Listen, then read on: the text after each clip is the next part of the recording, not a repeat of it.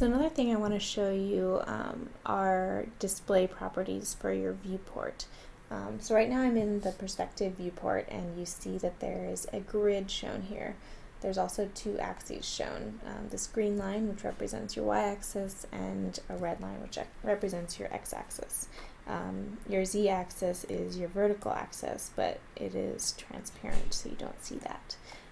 But if you type in options into your viewport and hit enter, you'll see that there are some document properties that you can change, and I just clicked on grid, and you can click in here to turn on and off that grid or axes. So I'm showing grid lines, you unclick that, and you can unclick your axes to show that or not show that.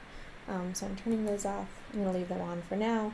You could also make your grid larger if you wanted by changing this number, or smaller by making it smaller. Another thing that's good to know are units. So your model will be in whatever unit you set it to here.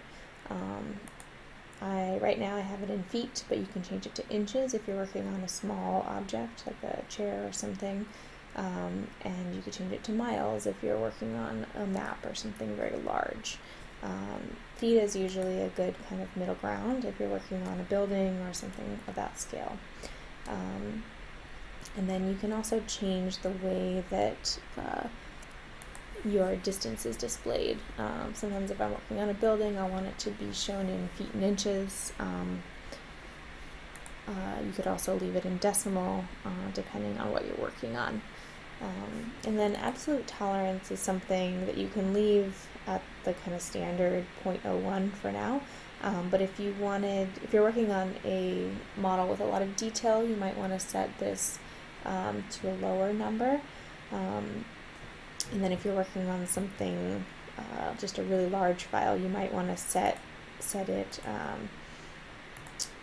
to a higher number so that it made your file a little less hard to work with or kind of cumbersome.